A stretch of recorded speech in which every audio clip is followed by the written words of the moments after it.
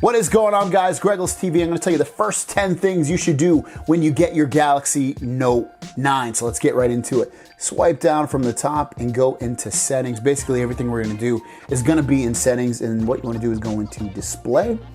And what you want to do here is you want to change the resolution of your screen to wqhd+. It's going to be in the middle there on FHD+. We're pushing it here. That way we get the best looking display at all times. You're paying $1,250 up to that price anyway. Why not get the best display for this phone? Once you set it to that, hit done.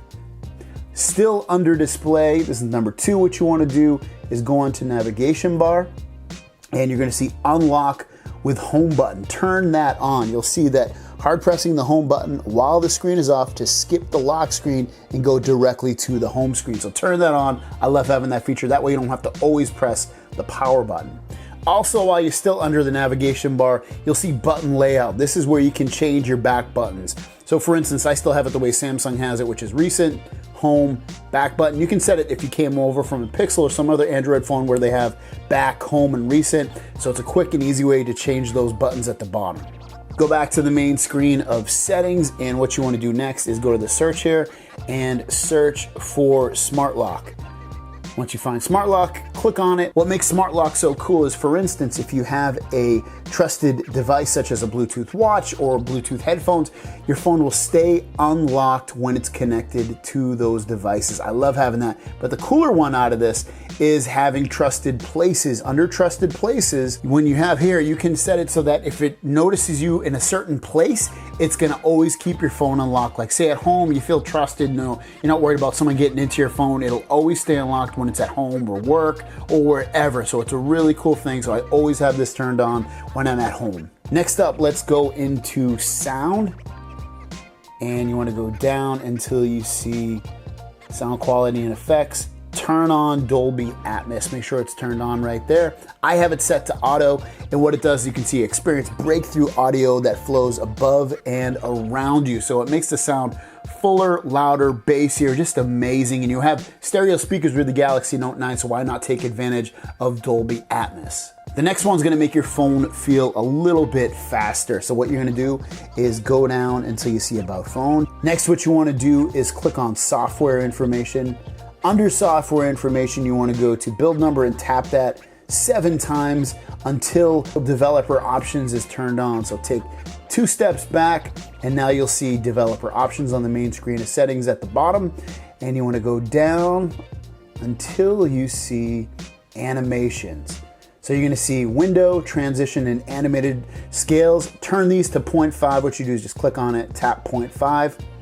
And that's just gonna make your phone feel a little bit faster so it doesn't show a full animation. It's gonna cut it off in half. It still looks cool when you do your, go back or go into something, but it's just gonna make it feel a little bit more snappier. Next up, go to your home screen on your Galaxy device, and in an empty spot, press and hold and go into home screen settings.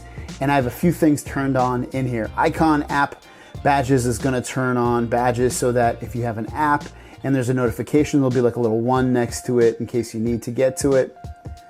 Let's go back in here to show you as well. I also have add apps to home screen, so anytime I download a new app, I will automatically add it to the home screen. Quick open notification panel. This one is great. Turn that on. This allows you to really swipe anywhere down and get to your notifications, so you don't have to go all the way up here to get to it. You can swipe basically in the middle of the screen and get to them as well, almost basically down at the bottom. So really quick and easy way to get to that information.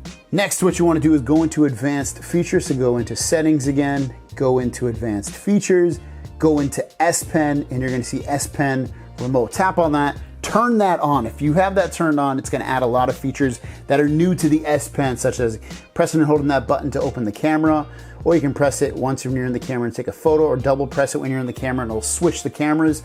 It does it into multiple apps, does different things. You control your media that way, do stuff in Chrome or within Office or within Snapchat. So let's check it out real quick. If I pop this out, I already have it turned on.